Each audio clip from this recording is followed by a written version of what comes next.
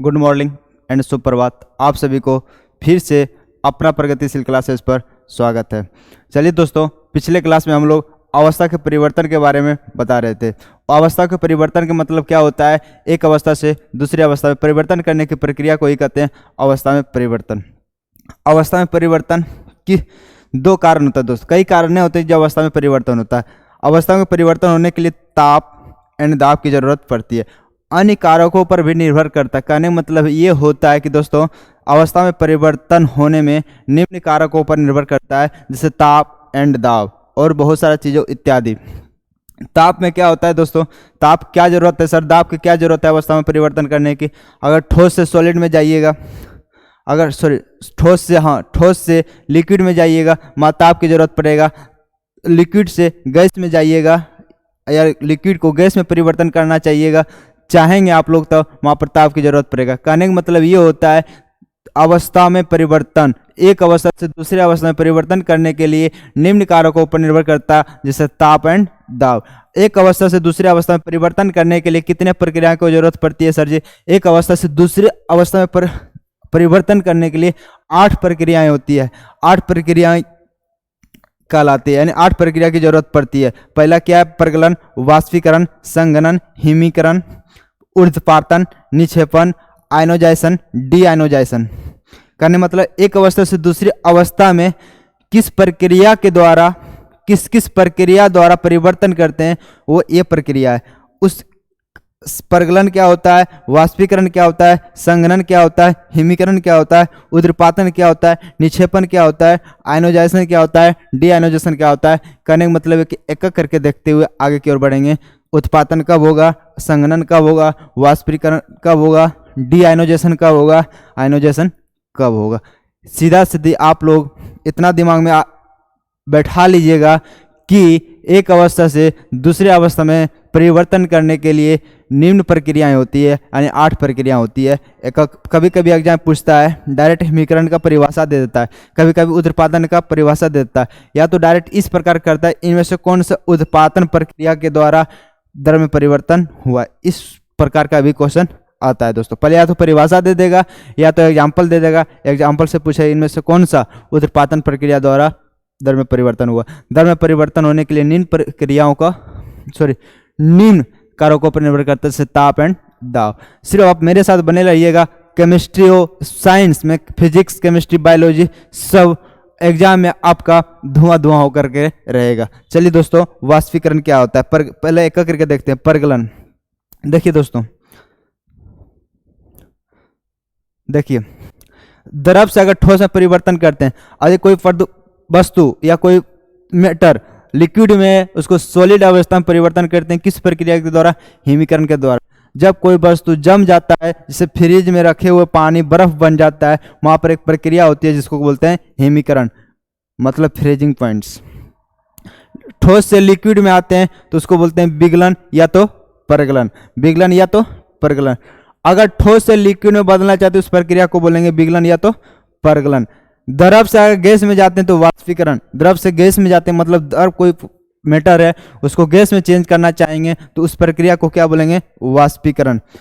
Gas से liquid में जाना चाहेंगे, मतलब कोई मैटर गैस में उसको आप लिक्विड में परिवर्तन करना चाहते हैं, उस प्रक्रिया को क्या बोलते हैं? संघनन। क्या बोलते हैं? संघनन।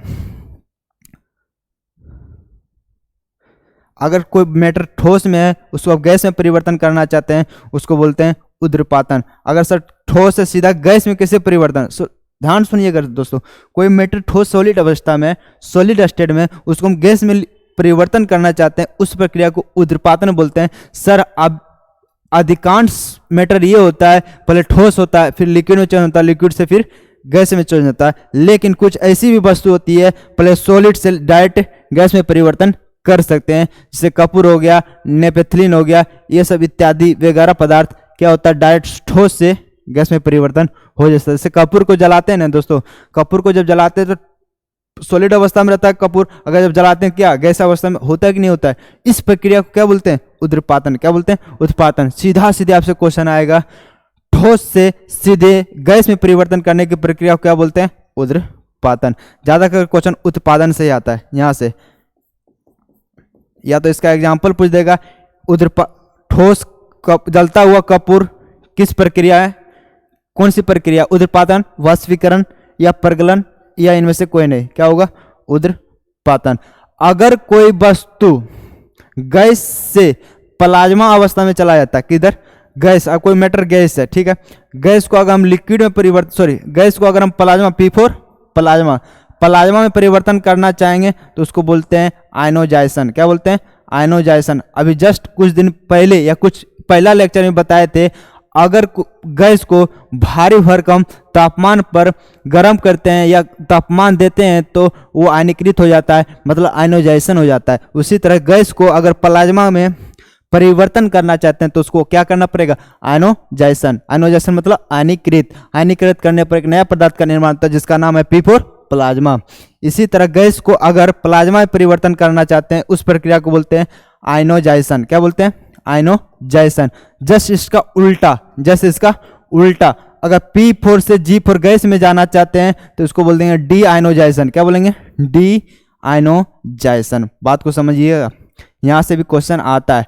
आयनाइजेशन प्रक्रिया किसे कहते हैं, डायरेक्ट आपको डिफिनेशन दे देगा और 4 ऑप्शन नीचे दे देगा, सॉलिड से लिक्विड, लिक्विड से सॉलिड से लिक्विड, लिक्विड से गैस, गैस से प्लाज्मा या इनमें से कोई नहीं। मतलब G से plasma, G4 gas, P4 plasma में आना चाहते हैं तो आयनाइजेशन करना पड़ेगा। P4 प्लाज्मा से G4 गैस में जाना चाहते हैं तो आपको डी आयनोजाइजेशन करना पड़ेगा। कहने का मतलब ये होता है गैस से प्लाज्मा में बदलने की प्रक्रिया को क्या बोलते हैं, आयनोजाइजेशन। क्या बोलते हैं, आयनोजाइजेशन। अगर एक चीज और ध्यान दीजिएगा दोस्तों, ध्यान से देखिएगा, अगर गैस से डायरेक्ट किस में जाना है, गैस से डायरेक्ट आपको सॉलिड में जाना पड़ेगा या सॉलिड में जाना है तो आपको क्या करना पड़ेगा, उद्रपातन। क्या करना पड़ेगा, उद्रपातन। जैसे हो गया नेफ्थलीन एंड कपूर, बहुत सारे इत्यादि पदार्थ होते हैं जो कि सॉलिड अवस्था में रहता है, सीधे गैस अवस्था में परिवर्तन हो जाता है, मतलब उद्रपातन। उबलता हुआ पानी में कौन सा प्रक्रिया अपना लागू होगा या कौन सा प्रक्रिया वैलिड हो। उबलता हुआ पानी अगर गैस में परिवर्तन हो रहा है तो वहां क्या होगा, वाष्पीकरण। जमता हुआ बर्फ, वहां पर क्या होगा, हिमीकरण। क्या होगा, हिमीकरण।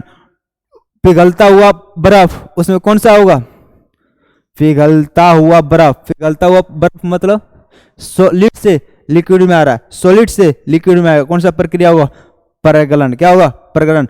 पानी से बर्फ में बदल जाना मतलब लिक्विड से सॉलिड में बदल जाना, हिमीकरण। ठोस से लिक्विड में आना, प्रगलन। क्या होगा, प्रगलन। ठोस से गैस में जाना, उद्रपातन। क्या, उद्रपातन। गैस से प्लाज्मा में जाना, आयनोजाइजेशन। क्या होगा, आयनोजाइजेशन। गैस से प्लाज्मा में आना, डी आयनोजाइजेशन। क्या होगा, डी आयनोजाइजेशन। बात को समझ में मोटी मोटी आ रही है। गैस से अगर दर में जाना है, गैस से अगर दर में जाना क्या कहेगा, संघनन। और ठोस से सीधा गैस में जाना क्या होगा, उद्रपातन। जो कि पिक्चर अभी जस्ट इसके पहले देखें आप लोग, ये वाला देखिएगा। सॉलिड से सॉरी लिक्विड से कहाँ है, गैस में, क्या कहलाएगा, वाष्पीकरण। क्या कहलाएगा, वाष्पीकरण। गैस से सॉलिड में जाना क्या कहलाएगा, उद्रपातन। क्या कहलाएगा, उद्रपातन। ठोस से गैस में आना क्या कहलाएगा, निक्षेपण। क्या कहलाएगा, निक्षेपण। बात को समझिएगा। सॉलिड से लिक्विड में जाना क्या कहलाएगा, गलन। क्या कहलाएगा, गलन या प्रगलन। बात मोटी मोटी बात को समझिएगा इस तरह से कि एक अवस्था से दूसरे अवस्था में परिवर्तन करने के लिए कई प्रक्रिया होती है। इसी प्रक्रिया के थ्रू एक मैटर के स्टेट दूसरे मैटर के स्टेट में परिवर्तन होता है, जो कि निम्न कारकों पर निर्भर करता है, ताप एवं दाब। एक बार क्वेश्चन आया था, एक अवस्था से दूसरे अवस्था में परिवर्तन करने के लिए किन किन कारकों पर निर्भर करता है। ऑप्शन आया ताप, बल, दाब, ए और सी या इनमें से कोई नहीं। ताप एंड दाब, ताप एवं दाब। मोटी मोटी बात याद रखिएगा। लिक्विड से गैस में जाना है, वाष्पीकरण। सॉलिड से लिक्विड में आना है, गलना या प्रगलन। क्या बोलते हैं, प्रगलन। या दोस्तों ठोस से लिक्विड में आना है, ठोस से लिक्विड में आना है, प्रगलन। द्रव से गैस में आना है, वाष्पीकरण। गैस से द्रव में जाना है, संघनन। ठोस से गैस में जाना है, उत्पादन। ये होगी आपका अवस्था में परिवर्तन करने की प्रक्रियाएं। यहाँ से बहुत क्वेश्चन आता है, एक दो खास करके SSGD में, बिहार पुलिस में ये समय क्वेश्चन ये आता है। या तो उत्पादन का एग्जाम्पल दे देगा, या वाष्पीकरण का एग्जाम्पल देगा, या आयनोजेशन का एग्जाम्पल दे देगा, या तो डायरेक्ट डिफिनेशन से आपको क्वेश्चन पूछेगा। चलिए दोस्तों आगे चलते हैं। अगला क्या है, आगे आप होती है दोस्तों, यहाँ तक समाप्त हुआ भौतिक अवस्था के आधार पर पदार्थों का वर्गीकरण। आगे की ओर ले चलते हैं, रासायनिक अवस्थाओं के आधार पर पदार्थ का वर्गीकरण। रासायनिक अवस्थाओं के आधार पर केमिकल प्रॉपर्टीज एसिड और मैटर। रासायनिक अवस्था के आधार पर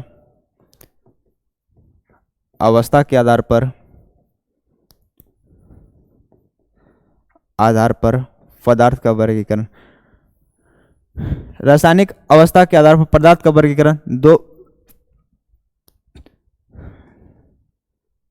तीन भागों में बांटा गया दोस्तों। पहला नंबर तत्व, दूसरा यौगिक,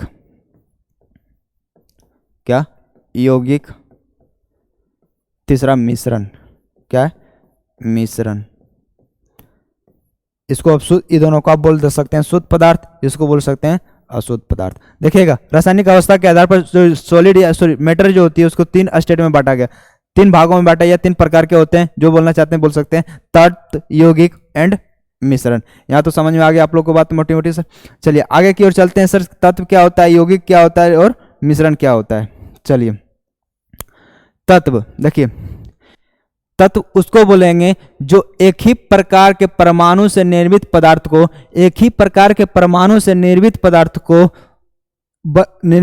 को तत्व कहते हैं। मतलब तत्व किसी से दोस्ती नहीं करता है, किसी से संयोग नहीं करता है, इकल्ला मस्त है, व्यस्त है एंड स्वस्थ है। ये अपने काम में इकल्ला है तो सब चीज अकेले करेगा, उसको बोलेंगे तत्व। मतलब एक ही प्रकार के परमाणु से मिलकर बने तत्व को बने पदार्थ को क्या बोलेंगे? तत्व। ये किसी से दूसरे से मिलता जुलता नहीं है, ये मतलब ही आदमी है, मतलब अपने आप में स्वतंत्र है, स्वस्थ है, अपने काम में व्यस्त है दोस्तों। मतलब एक ही प्रकार के परमाणु से मिलकर जो बना पदार्थ को क्या बोलेंगे? तत्व। क्या बोलेंगे? तत्व। एक ही प्रकार के परमाणु से, एक ही प्रकार के परमाणुओं से। जैसे हाइड्रोजन खुद अकेला है, इसके साथ कोई है नहीं है, क्या हो जाएगा? तत्व। नाइट्रोजन कोई इसके साथ है नहीं है, क्या होगा? तत्व। ऑक्सीजन इसके साथ कोई है कोई नहीं है, अकेला खुद है, क्या हो जाएगा? तत्व। फ्लोरीन कोई है कोई नहीं है, अकेले अपने आप में बिजी हैं अपने काम में, इसको बोलेंगे तत्व। जो एक ही प्रकार के परमाणु से मिलकर बने तत्व को क्या बोलेंगे? एक ही प्रकार के परमाणु से मिलकर बने तत्व को क्या बोलेंगे? तत्व ही करेंगे।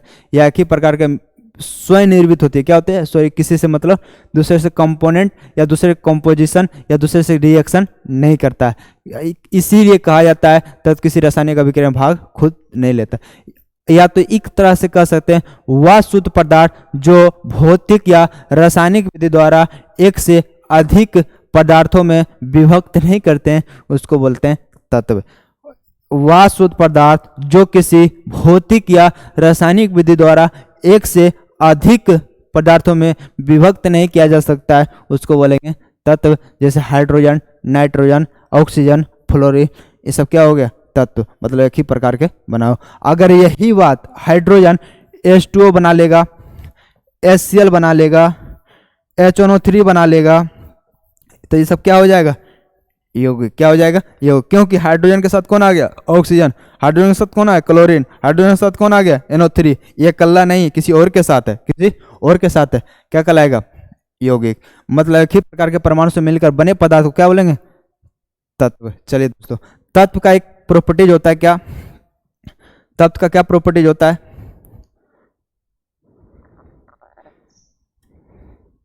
देखिए दोस्तों, तत्व का हर एक पार्ट, तत्व का हर एक पार्ट, हर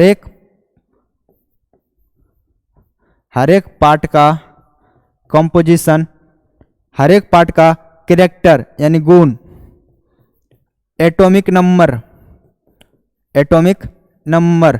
एटॉमिक मास, एन लिख देते हैं दोस्तों, बहुत अच्छा रहेगा, एन एटॉमिक नंबर परमाणु संख्या, एटॉमिक मास, ये सब क्या होता है इक्वल होता है। क्या होता है इक्वल। कहने का मतलब तत्व के हर एक पार्ट में गुण, atomic number, atomic mass equal होता है। इसका मतलब क्या होता है दोस्तों, देखिए दोस्तों इसका मतलब क्या होता है। इसका मतलब ये होता है कोनो रड का एक डंडा ले लीजिए, छड़ देखें घर ढलैया में होता है, ये घर के निर्मित करने में जो एक पदार्थ उपयोग में आता है जिसको बोलते हैं रड, यानी छड़। छड़ देखिए एफी का बना होता है। क्या चीज का बना होता है एफी का। अगर इस रड को कई टुकड़ा कर दीजिए, 1000, 20, 100, 50 कई टुकड़ा कर देने के बाद भी देखिएगा ई एफ का ना तो परमाणु संख्या में चेंज होगा, ना एटॉमिक मास में चेंज होगा, ना तो इसका कैरेक्टर में चेंज होगा। करने का मतलब ये होता है कि तत्व का प्रत्येक भाग समान होता है, उसका character, atomic number and atomic mass. अब लाखों टुकड़ा कर दीजिएगा नहीं रड का, तो इसका एफी का जो परमाणु संख्या होगा ना, परमाणु संख्या वही रहेगा जो पहले का था, एफी का था। एटॉमिक मास भी क्या होगा वही होगा, इसका कैरेक्टर क्या होगा वही होगा। दोस्तों बात को समझ में आई मोटी मोटी। ये होती तत्व का प्रॉपर्टीज। कहने का मतलब होता है तत्व का जितना भी पार्ट होता है सबका atomic number, atomic mass and character क्या होता है समान होता है। चलिए आगे चलते हैं। तत्व को विभक्त नहीं किया जा सकता है, तत्व को भौतिक या रासायनिक विधि द्वारा विभक्त नहीं किया जा सकता। भले इसका क्या कर सकता है भागों में बांट सकता है। तत्व कितने प्रकार के होते हैं 3 प्रकार का, धातु, अधातु एंड उपधातु। इसको आप विभक्त नहीं कर सकते हैं बट इसका प्रकार मतलब भागों में बांट सकते हैं। कहने मतलब ये होता है तत्व के प्रकार। तत्व के प्रकार चलिए देखते हैं तत्व कितने प्रकार के होते हैं।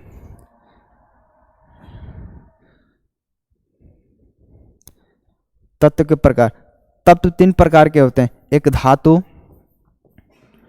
एक अधातु, दूसरा उपधातु।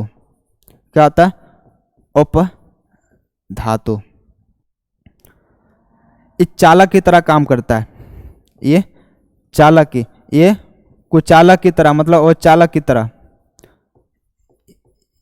ये अर्धचालक की तरह काम करता है। कहने मतलब होता है जिसमें करंट की प्रभाव होता है उसको धातु बोलते हैं, जिसमें करंट की प्रभाव नहीं होता तो अचालक मतलब जिसमें थोड़ा थोड़ा करंट की प्रभाव होती है उसको क्या बोलेंगे उपधातु। कहने मतलब ये होता है धातु या तो धातु का डिफिनेशन ये दे सकते हैं, इलेक्ट्रॉन जब कोई तत्व इलेक्ट्रॉन के त्याग करता है उसको बोलेंगे धातु, जब कोई वस्तु इलेक्ट्रॉन को ग्रहण करता है उसको बोलते हैं धातु, जिसमें दोनों प्रॉपर्टीज पाया जाता है उसको बोलेंगे उपधातु। त्याग भी कर सकता है और ग्रहण भी कर सकता है, किसका इलेक्ट्रॉन का। इलेक्ट्रॉन को त्याग करना धातु, इलेक्ट्रॉन को ग्रहण करना अधातु, इलेक्ट्रॉन त्याग करना एंड ग्रहण करना उपधातु। क्या कहलाता है उपधातु। करंट का प्रभाव करना, चालक की तरह काम करना धातु, कुचालक की तरह काम करना अधातु, थोड़ा थोड़ा करंट को प्रभाव करना उपधातु। ध्यान सुनिएगा, करंट प्रभाव हो रहा है धातु, करंट प्रभाव नहीं हो रहा है, कहने मतलब करंट ना ही बराबर जा रहा क्या होगा अधातु। थोड़ा थोड़ा करंट जा रहा है अर्धचालक की जैसा उसको क्या बोलेंगे उपधातु। इलेक्ट्रॉन को ग्रहण कर रहा है, इलेक्ट्रॉन ग्रहण कर रहा है अधातु, इलेक्ट्रॉन का त्याग कर रहा है धातु, दोनों काम कर रहा है त्याग करना एंड ग्रहण करना, इसको क्या बोलेंगे उपधातु। क्या बोलेंगे उपधातु। नहीं कहता है जिधर पोड़ी उधर घोड़ी, बस उपधातु का काम वही है, जिधर इलेक्ट्रॉन देखा त्याग भी कर सकता है जिले और ग्रहण भी कर सकता है, ये उपधातु का काम है। चलिए धातु और धातु उपधातु के बारे में डिटेल्स एक नया चैप्टर में पढ़ेंगे हम लोग केमिस्ट्री में ही आगे की ओर। यहाँ पर मोटी मोटी बातों पर ध्यान दीजिएगा, धातु क्या होता है और धातु क्या होता है उपधातु। वहाँ पढ़ेंगे धातु का property, chemical properties and physical properties और बहुत सारा चीज़ें धातु और अधातु और उपधातु के बारे में। अगर यहाँ धातु और धातु उपधातु पढ़ाना चालू करेंगे पता चलेगा मैटर ही गायब हो गया। चलिए तत्व किसे बोलेंगे, एक ही प्रकार के परमाणु से मिलकर बने पदार्थ को क्या बोलेंगे तत्व। मतलब सिंगल है, किसी मतलब नहीं है। तत्व का हर एक पार्ट में क्या होता है एटॉमिक नंबर, एटॉमिक मास, कैरेक्टर क्या होता है समान। रड को कितनों टुकड़ा में विभाजित कर दीजिए, कोई भी रॉड Fe का है लोहा का है उसको कई टुकड़ा में विभाजित कर दीजिएगा तो उसका कैरेक्टर में कोई चेंज या एटॉमिक मास एटॉमिक नंबर में कोई परिवर्तन नहीं हो सकता। कहने मतलब होता है तत्व को भौतिक या रासायनिक विधि द्वारा एक पदार्थ से दूसरे पदार्थ में चेंज नहीं कर सकते हैं बट उसका बंटवारा कर सकते हैं। तत्व को कितने भागों में बांट सकते हैं, धातु, अधातु और उपधातु। एक नया चैप्टर में पढ़ेंगे धातु, अधातु और उपधातु के बारे में। यहाँ तक मोटी मोटी बातों समझ में आ गया दोस्तों। चलिए आपसे क्वेश्चन पूछेगा दोस्तों, इनमें से कौन सा तत्व है, हाइड्रोजन, CO2, NH3 या नन, कौन सा तत्व होगा? ये क्या होगा? तत्व। किसी से मतलब नहीं, खुद से निर्मित हुआ, उसको क्या बोलेंगे? तत्व। आगे चलते हैं दोस्तों यौगिक के पर। किस पर? यौगिक पर। चलिए दोस्तों, यौगिक, कंपाउंड, यौगिक। देखिएगा दोस्तों, यौगिक कहते हैं जब दो या दो से अधिक पदार्थ को एक निश्चित अनुपात में मिलाते हैं तो उस निश्चित अनुपात पर मिलाने के बाद एक नए पदार्थ का निर्माण होता है, उसको बोलते हैं यौगिक। जब दो या दो से अधिक पदार्थ को एक निश्चित अनुपात में मिलाते हैं तो उस नए पदार्थ का जो निर्माण होता है उसको बोलेंगे यौगिक। क्या बोलेंगे? यौगिक। मतलब दो या दो से अधिक पदार्थ से मिलकर बने पदार्थ क्या बोलेंगे? यौगिक। जैसे कार्बन की अभिक्रिया अगर O2 से करेंगे तो क्या बनेगा? CO2। क्या बनेगा? CO2। ये क्या हो गया? यौगिक। क्या ये एलिमेंट है? नहीं है। एलिमेंट क्या होता है? सिंगल स्टेज में रहता है, अकेला रहता है, किसी साथ कोई मतलब ही नहीं रखता है। हाइड्रोजन की अभिक्रिया अगर O2 से कराएंगे तो क्या बनेगा? H2O। ये क्या है? यौगिक। मोटी मोटी ये बात है, जहां पर दो लोग रहेगा यौगिक, जहां सिंगल रहेगा क्या होगा? Stage, element. मान लिया जाए हम है, मेरी वाली कोई होगी, मेरी वाली कोई होगी, कहीं बात को समझिए। हम है अभी अकेला, कोई नहीं है, तो क्या है? तत्व। मेरी वाली भी कहीं होगी, वो भी अपने आप में क्या है? तत्व। अगर दोनों में आपस में मिल जाएंगे क्या बन जाएंगे? कंपाउंड। क्या बनेंगे? कंपाउंड। आजकल करके स्टूडेंट लोग कंपाउंड बनाने में बहुत तेज रहता है। आप लोग अगर SSC GD और अन्य जॉब की तैयारी कर रहे हैं तो एलिमेंट बनकर रहिए, बेहतरीन होगा, आप लोग लाभदायक होगा और स्वास्थ्य में भी कोई दिक्कत नहीं होगी। मतलब कंपाउंड बनाने की कोई ज़रूरत नहीं, अभी आप लोग एलिमेंट ही बन करके पढ़ाई कीजिए। आप लोग कंपाउंड के चक्कर में बर्बाद मत हो। अगर दो रहेगा कंपाउंड, एक रहेगा तो एलिमेंट। बात समझ में आ गया। लेकिन यौगिक में कैरेक्टर होता है, एक निश्चित अनुपात में होता है। क्या होता है? एक निश्चित अनुपात में होता है। जैसे हाइड्रोजन 2:, ऑक्सीजन 1 में रहेगा। कहने मतलब इस अनुपात में रहता है। देखिए दो, हाइड्रोजन के परमाणु संख्या द्रव्यमान 1 होता है, ऑक्सीजन का 16, 1:8। क्या होता है? 1:8। आप पानी को अमेरिका से लाइएगा, या तो बेंगलोर से लाइएगा, या तो चेन्नई से लाइएगा, आप पानी को कहीं से भी लाइएगा ना, उसका फॉर्मूला क्या होगा? H2O होगा। उसका अनुपात क्या होगा? 1:8 होगा। मतलब जो यौगिक का होता है ना, एक निश्चित अनुपात होता है, वो चेंज नहीं होता है।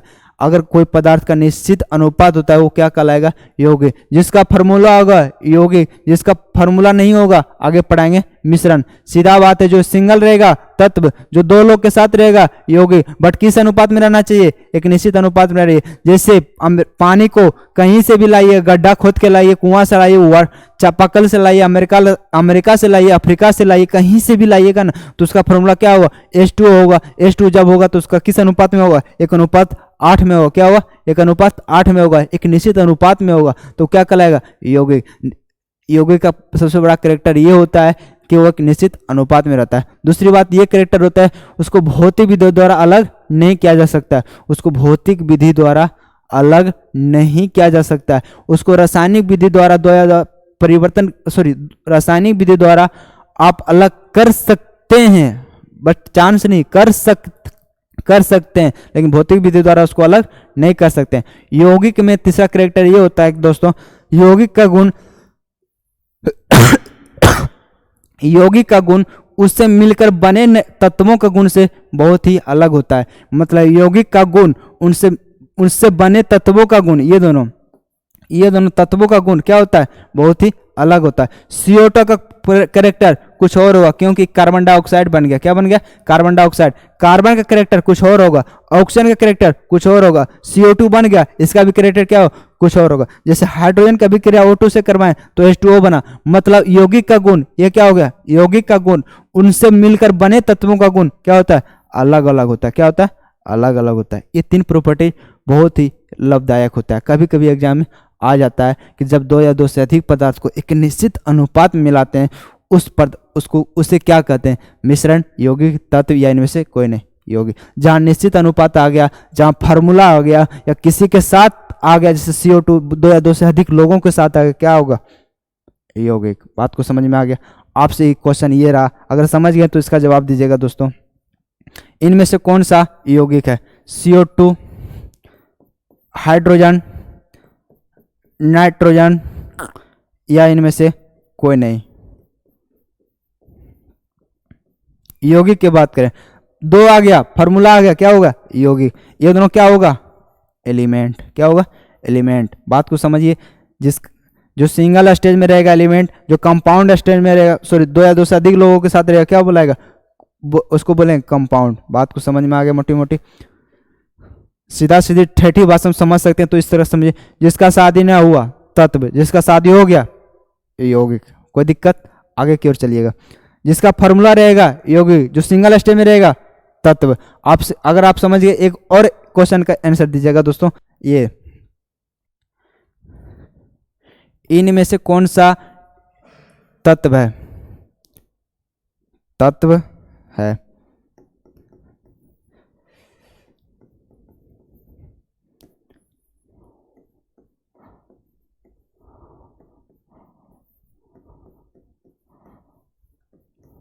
इनमें से कौन सा तत्व है, N2O, O3, H2O या नन। अधिकांश स्टूडेंट मारेगा नन। क्योंकि सर देखिए यहाँ पर सब 2-2 लोग है ना, इसमें भी 2 लोग है, इसमें भी 3 लोग, इसमें भी 2 लोग, इसमें भी 3 लोग, इसमें भी 3 लोग, इसमें भी 3 लोग, तो सब बोलेगा सर 3 लोग है, मतलब सिंगल कोई नहीं है, इनमें से कोई नहीं है तत्व, इनमें से कोई नहीं है तत्व। आपको डिफिनेशन में बता दिया गया, एक ही प्रकार के परमाणु से मिलकर बने पदार्थ को क्या बोलेंगे, तत्व। ये जो ऑक्सीजन है ना, ऑक्सीजन हमारे प्रिय गैस, जो कि जीने में बहुत ही लाभदायक होती है, सांसों लेने में, सांसों छोड़ने में। देखिएगा O3 क्या है, एक ही प्रकार के परमाणु से मिलकर बनाओ, या तो 1000 परमाणु बनाओ या 1000 तत्व बनाओ, एक ही प्रकार के परमाणु से मिलकर बना होना चाहिए, उसको क्या बोलेंगे, हमेशा तत्व बोलेंगे। क्या बोलेंगे, तत्व। O3 हो गया, O2 हो गया, N2 हो गया, F2 हो गया, Cl4 हो गया, ये सब क्या कहलाएगा, तत्व। सिर्फ एक ही प्रकार के परमाणु से मिलकर बना हुआ, तो 1000 बनाओ या 2000 से कोई मतलब नहीं रखते। बात समझ में आई मोटी मोटी। जो 2 लोग के साथ रहेगा यौगिक, जो सिंगल रहेगा यानी एक ही प्रकार के परमाणु से मिलकर बना हुआ, क्या बनेगा, तत्व। बात को समझ में आ गया। अब रही बात दोस्तों, यौगिक का जो कैरेक्टर होता है, क्या होता है, फिजिकल स्टेज को द्वारा थूर थार के चूर चार को आप उसे अलग नहीं कर सकते हैं। केमिकल प्रॉपर्टी द्वारा यौगिक को आप अलग कर सकते हैं। यौगिक का गुण उनके बने तत्वों के गुण से बिल्कुल ही डिफरेंट होता है। बात को समझ में आ गया। और यौगिक एक निश्चित अनुपात में होता है। अब रही बात यौगिक का वर्गीकरण, यौगिक कितनों भागों में बांट सकते हैं। देखिए दोस्तों, यौगिक का जो वर्गीकरण होता है मुख्यतः 2 भागों होता है, एक कार्बनिक यौगिक, दूसरा अकार्बनिक यौगिक। कार्बनिक यौगिक, दूसरा अकार्बनिक यौगिक। यौगिक का वर्गीकरण, पहला क्या है, कार्बनिक यौगिक, कार्बनिक यौगिक, दूसरा अकार्बनिक यौगिक, अकार्बनिक यौगिक। चलिए, कार्बनिक यौगिक, कार्बनिक यौगिक मतलब कार्बनिक मतलब कार्बन, CO2, HCl। अकार्बनिक जिसमें कार्बन ना हो, NH3, PCl5। कार्बनिक मतलब जिसके साथ कार्बन हो, जिसके साथ कार्बन हो, कार्बनिक जिसके साथ कार्बन ना हो उसे अकार्बनिक। मतलब यौगिक को 2 भागों में बांटा गया, कार्बनिक एंड अकार्बनिक। कार्बनिक यौगिक किसको बोलते हैं, जिसमें कार्बन की मात्रा हो या कार्बन प्रेजेंट हो, उसको कार्बन। जिसमें कार्बन प्रेजेंट ना हो उसको क्या बोलेंगे, अकार्बनिक। बात तो समझ में आ गया। नामों से स्पष्ट पता चल रहा है, कार्बनिक में कार्बन, कार्बन यौगिक मतलब कार्बन रहेगा तो कार्बनिक यौगिक कहलाएगा, अगर कार्बन नहीं रहेगा तो क्या कहलाएगा, अकार्बनिक यौगिक। PCl5 इसमें कार्बन है नहीं है, क्या होगा, अकार्बनिक। NH3 क्या कार्बन है नहीं है, क्या होगा, अकार्बनिक। NO2 क्या इसमें कार्बन है नहीं है, तो क्या होगा, अकार्बनिक। जिसमें कार्बन रहेगा, जैसे CH4 क्या है, कार्बनिक। HCl क्या है, कार्बनिक। CO2 क्या है, कार्बनिक। एक प्रकार क्या है, कार्बनिक यौगिक है। आपसे क्वेश्चन इस प्रकार का आएगा, इनमें से कौन सा कार्बनिक यौगिक है, NH3, PCl5 NO2 HCl। सीधा एग्जांपल लेते हैं एक CO2। इनमें से कौन सा कार्बनिक यौगिक है? सबसे पहले देखें कार्बनिक मतलब कार्बन कहाँ आना चाहिए, दिमाग कार्बन पर जाना चाहिए। इनमें से कौन किस में कार्बन है? PCl5 क्लोरीन है दोस्तों, क्या क्लोरीन, क्या ये कार्बन है? नहीं। NH3 कार्बन है? नहीं। NO2 क्या कार्बन है? नहीं। CO2 क्या है? कार्बनिक है, कार्बन है, इसका मतलब ये कार्बनिक यौगिक है। जिसके साथ कार्बन की उपस्थिति रहेगा क्या कहलाएगा? कार्बनिक यौगिक। जिसके साथ नहीं रहेगा क्या कहलाएगा? अकार्बनिक यौगिक। इसमें से देखिएगा PCl5 HNO3 PH3 नन, इनमें से कौन सा कार्बनिक यौगिक है? तो इनमें से कोई भी कार्बन, किसी में कार्बन नहीं है तो कार्बनिक यौगिक नहीं होगा। ये सब क्या होगा? अकार्बनिक यौगिक। मतलब यौगिक को कितने भागों में बांटा गया? दो भागों में, कार्बनिक एंड अकार्बनिक में। जिसके साथ कार्बन प्रेजेंट रहेगा कार्बन, जिसके साथ प्रेजेंट नहीं रहेगा क्या करेगा? अकार्बनिक। बात को समझ में आ गया? कभी कभी क्वेश्चन आता है कार्बनिक और अकार्बनिक के बारे में। सर तत्वों के बारे में और डिटेल्स, तत्वों के बारे में डिटेल्स दोस्तों आवर सारणी में हम लोग पढ़ेंगे। तत्वों में कितने टोटल कितने तत्व होते हैं, इसका फिजिकल प्रॉपर्टीज क्या होगा, केमिकल प्रॉपर्टीज क्या होगा। सिर्फ ये मोटी मोटी बात याद रखिए। तत्व क्या है? धातु और धातु एंड उपधातु भी एक नया चैप्टर पढ़ेंगे। साथ ही साथ यौगिक पढ़ रहे हैं। यौगिक मतलब जो फार्मूला बनाता है या दो से अधिक लोगों के साथ रहता है बट वो निश्चित अनुपात में रहता है, उसको बोलेंगे यौगिक। क्या बोलेंगे? यौगिक। चलिए आगे चलते हैं मिश्रण पर। किस पर? मिश्रण पर। देखिए दोस्तों मिश्रण, मिश्रण देखिए मिश्रण क्या कहलाता है? दो या दो से अधिक पदार्थों किसी अनुपात में मिला दीजिए, जिससे कोई फर्क नहीं पड़ता है। दो या दो से अधिक पदार्थों को किसी अनुपात में मिलाने पर बने नए पदार्थ को क्या बोलेंगे?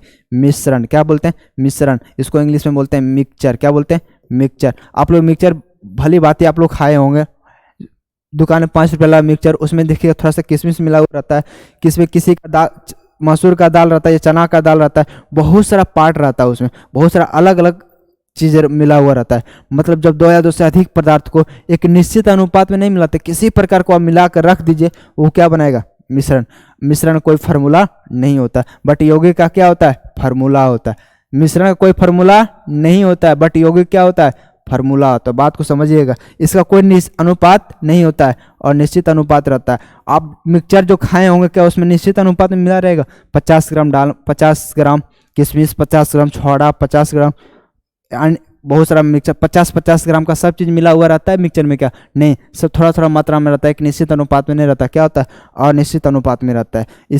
और दूसरी बात, इसको आप आसानी से अलग कर सकते हैं, इसको आप आसानी से अलग भी कर सकते हैं बट यौगिक को आसानी से अलग नहीं किया जा सकता है। क्यों सर जी? इसको आप आसानी से अलग कर सकते हैं फिजिकल प्रॉपर्टीज के द्वारा या केमिकल प्रॉपर्टीज द्वारा आप अलग कर सकते हैं, आराम से कर सकते हैं। किसको? मिश्रण को। बट यौगिक को आप आसानी से अलग नहीं कर सकते हैं। कहते हैं ना जितना बड़ा बाबू उतना उससे बड़ा क्या होता है? झुंझुना हो जाएगा अगर यौगिक को आप अलग कीजिएगा। अगर यौगिक को आप अलग करना भी चाहेंगे ना, कंपाउंड को ज़्यादा कॉस्टली पड़ेगा आपको और क्वांटिटी क्या आएगा? कम। ज़्यादा कॉस्टली पड़ेगा, क्वांटिटी हल्का सा आएगा, तो उसे अलग करने से क्या फ़ायदा है?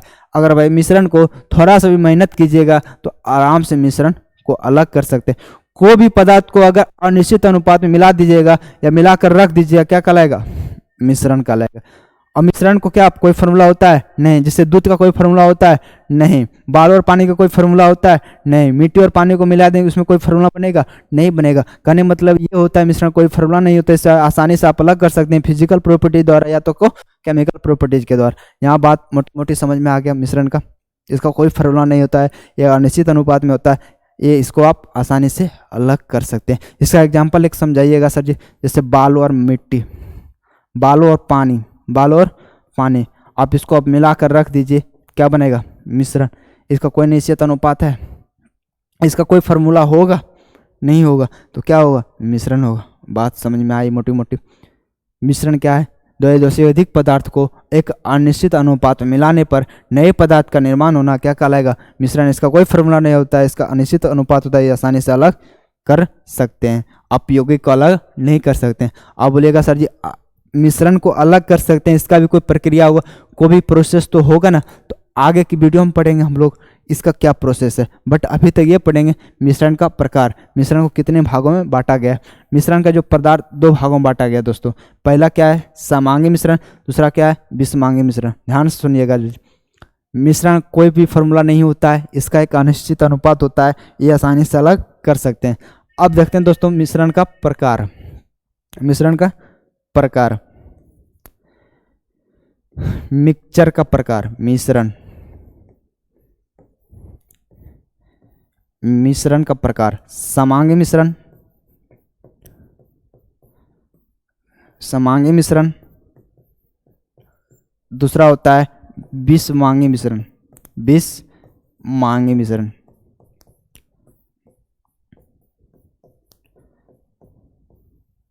विषमांगी मिश्रण, देखिए समांगी मतलब समान, विषमांगी मतलब अलग अलग, क्या अलग अलग। वैसा मिश्रण जिसका प्रत्येक भाग समान हो उसका बोलेंगे समांगी मिश्रण। ऐसा मिश्रण जिसका अवयवी कण आपस में क्या हो समान हो उसको समांगी मिश्रण। ऐसा मिश्रण जिसमें अवयवी कण आपस में समान नहीं हो उसको क्या बोलेंगे विषमांगी मिश्रण। जैसे अब चीनी को और पानी को घोलने के बाद शरबत का निर्माण होता है। बात को समझिएगा, अगर चीनी को पानी में घोलते हैं किस चीज का निर्माण होता है शरबत का। एक गिलास शरबत को आप ऊपर से टेस्ट कीजिएगा या तो नीचे से टेस्ट कीजिएगा या बीचों बीच टेस्ट कीजिएगा, सब जगह टेस्ट क्या होगा सेम रहेगा, सब जगह उसका अवयवीकरण क्या होगा समान होगा। इसका मतलब वो क्या होगा समांगी मिश्रण। बात को मोटी मोटी समझिएगा। एक गिलास शरबत को, कोई भी शरबत ले लीजिए, चीनी वाला शरबत या तो कोई और शरबत जो बनता हो, चीनी और पानी के शरबत में एक गिलास पानी को आप बीच से ऊपर से टेस्ट कीजिए। मान लीजिए एक गिलास पानी है, इसमें चीनी घोलते हैं शरबत का निर्माण, आप ऊपर से टेस्ट कीजिएगा तब पर भी मीठा लगेगा, नीचे से भी टेस्ट कीजिए वही समान रहेगा, और बीच वाला भी टेस्ट कीजिएगा तब पर भी क्या होगा सेम टेस्ट रहेगा। मतलब सेम प्रकार का कंपोनेंट रहेगा, सेम अवयवीकरण रहेगा। जिसका ऐसे मिश्रण जिसका संपूर्ण भाग या संपूर्ण अवयवीकरण समान होगा उसको बोलेंगे समांगी। जिसका संपूर्ण अवयवीकरण अलग अलग रहेगा उसको क्या बोलेंगे विषमांगी। देखिएगा चीनी प्लस पानी या जल प्लस चीनी को घोलेंगे क्या बनेगा शरबत क्या होगा शरबत। इसको क्या बोलेंगे समांगी मिश्रण। इसको भी आप आसानी से अलग नहीं कर सकते हैं। दूध प्लस चीनी क्या बनेगा, ये भी शरबत बनेगा। कॉफी आप लोग पिए होंगे, कॉफी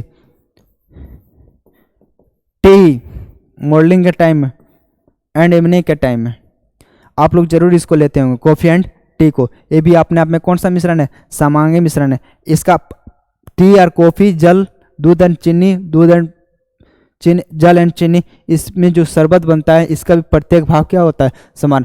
ऐसा मिश्रण जिसका अवयवीकरण समान हो उसको समांगी मिश्रण। ऐसा मिश्रण जिसका अवयवीकरण अलग अलग हो उसको क्या बोलेंगे विषमांगी मिश्रण। जैसे पानी प्लस अगर बालों को मिलाइएगा, पानी और बालों को मिलाइएगा, कुछ देर बाद ये पता चलेगा दोस्तों बालों नीचे है, तल पर बैठा हुआ है, पानी इसके ऊपर है। करें मतलब पानी और बालों दोनों अलग अलग दिखाई देगा। इसका जो प्रत्येक अवयवीकरण होता है आपस में समान नहीं होता। अगर चीनी और पानी को घोल करके रख दीजिएगा कुछ देर बाद ये आपको पता नहीं चलेगा इसमें चीनी घुला है या तो नमक घुला हुआ है। आप उसको देख करके पता नहीं कर पाइएगा कि इसमें क्या चीज़ का घुला हुआ है। मतलब जिस तरह से बालू और पानी को घोल के रखे, बालू नीचे बैठ जाएगा और पानी ऊपर, उसी तरह क्या शरबत में होता है चीनी नीचे बैठ गया पानी ऊपर होगा, क्या होता है। अगर इस प्रकार का नहीं होता है, इसका प्रत्येक अवयवीकरण समान नहीं होता है उसको विषमांगी। जिसका प्रत्येक अवयवीकरण समान होता है उसको क्या बोलेंगे समांगी। बहुत सारा एग्जाम्पल है देखिएगा। ये सब क्या हो गया विषमांगी। हेटेरोजेनियस चॉकलेट चिप कुकीज, इस प्रकार का बिस्कुट खाएं, इसका जिसमें अवयवीकरण क्या होता है समान नहीं होता है आपस में। अगर समान रहता है तो आपस में मिल जाता है, दिखाई नहीं देता। जैसे चीनी और पानी आपस में क्या होता है मिल जाता है, वो दिखाई नहीं देता। कॉफी आपस में मिल जाता है, वो दिखाई नहीं देता है। दूध और चीनी आपस में मिल जाता है, वो दिखाई नहीं देता है। जिसमें इसमें क्या चॉकलेट, इसमें क्या क्या चीज़ है वो आराम से दिखाई दे सकता है। मतलब जो आसानी से घुल सकता है एक प्रकार के समझिए तो होमोजीनियस में आ जाएगा, जो आसानी से नहीं घुल सकता है उसको क्या बोलेंगे, हेटेरोजीनियस। इससे पिज्जा आप लोग खाए होंगे, उसमें बहुत प्रकार का अलग अलग अभिकरण होता है, पारोटी अलग होता है, उसमें सलाद अलग होता है, उसमें चटनी अलग, इसका प्रत्येक संगठन भाग। पिज्जा भी क्या हो, अलग हो गया, इसमें जो चटनी देता है वो भी क्या हो गया, अलग हो गया। ये जो बर्गर टाइप का आता है, रोटी टाइप का, ये भी क्या होगा, अभिकरण, इसका भी सब अलग अलग रहेगा। जिसका प्रत्येक अभिकरण अलग अलग रहेगा क्या कहलाएगा, हेटेरोजेनियस मिक्सचर या तो बिस्मांगी। सोडा विथ आइस, आइस मतलब बर्फ। तुलसी सलाद एक प्रकार कौन सा मिश्रण है, बिस्मांगी मिश्रण है। उसको आप देख सकते हैं आसानी से, कौन सा प्याज मिला है कि नहीं, टमाटर मिला है कि नहीं, और कुछ नींबू मिला हुआ कि नहीं, देख आप सकते हैं, आप टेस्ट भी कर सकते हैं। देखिएगा सलाद में कोई भी सलाद लीजिएगा वो भी कर क्या होगा, बिस्मांगी मिश्रण, एक निश्चित अनुपात में नहीं रहता है। सैंडविच, क्या सैंडविच आप लोग खाए होंगे, जिसको बोलते हैं बर्गर, एक प्रकार कौन सा मिश्रण है, उसमें बहुत सारा चीज रहता है दोस्त, चटनी रहता है, सेवस रहता है, बर्गर रहता है, बहुत सारा अन्य पदार्थों चीज़ों का बर्गर बना हुआ रहता है। बट उसका जो होगा प्रत्येक भाग क्या होता है, समान होता है, नहीं होता। अगर समान रहता है तो पता नहीं चलता इसमें क्या चीज़ दिया हुआ है। ये सब जितना एग्जाम्पल देख रहे हैं, पिज्जा, सोडा, तुलसी, सलाद, सैंडविच, चॉकलेट, ये सब क्या हो गया, केक, ये सब क्या हो गया, कौन सा मिश्रण है, हेटेरोजेनियस मिश्रण यानी बिस्मांगी मिश्रण। अब रही बात समांगी मिश्रण का, तो सर समांगी मिश्रण का देखिए ये रहा, coffee, wine, air, brass, steel, natural gas, vinegar, blood भी एक प्रकार क्या है, समांगी मिश्रण है। क्या है, समांगी मिश्रण। वैसा मिश्रण जिसका प्रत्येक भाग समान हो, समांगी मिश्रण है। जिसका प्रत्येक भाग समान नहीं हो, क्या होगा, बिस्मांगी मिश्रण। जैसे कॉफी, शरबत, ये सब क्या है, समांगी मिश्रण। बर्गर, पिज्जा, चॉकलेट का थी, केक, ये सब क्या है, बिस्मांगी मिश्रण है। बात मोटी मोटी समझ में आ गया दोस्तों। कोई दिक्कत, कोई तकलीफ, कोई परेशानी समझने में? अगर कोई तकलीफ, कोई परेशानी, एनी प्रकार का डाउट है तो कमेंट में ज़रूर मेंशन कीजिएगा। और नए कंटेंट के साथ, नई उम्मीदों के साथ आगे के नेक्स्ट वीडियो में आप लोग को लेकर के आएंगे केमिस्ट्री का प्रीवियस ईयर क्वेश्चन इस चैप्टर से कितना प्रीवियस ईयर क्वेश्चन पूछा, किस किस एग्जाम में पूछा गया। आपका समाप्त होता है मैटर, क्या होता है, मैटर समाप्त होता है। आगे थोड़ा सा लेक्चर बचा हुआ कि आप मिश्रण को किस किस विधि द्वारा अलग कर सकते हैं। 5 मिनट का वीडियो 5 मिनट का रहेगा, उसको देख करके आपको प्रीवियस ईयर क्वेश्चन इस चैप्टर से लाया जाएगा या बताया किस किस एग्जाम में पूछा गया है।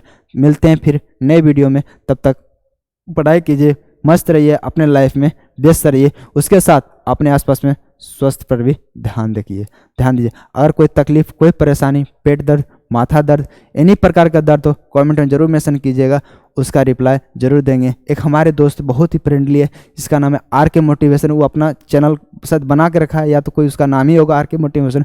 बहुत सारा क्वेश्चन पूछ रहे हैं, उनका जवाब एक वीडियो में जरूर बनाएंगे दोस्तों। आपसे जितना भी होता है डाउट आप जरूर कीजिएगा कॉमेंट में मेंशन। जय हिंद दोस्तों, फिर मिलते हैं आगे नेक्स्ट वीडियो में।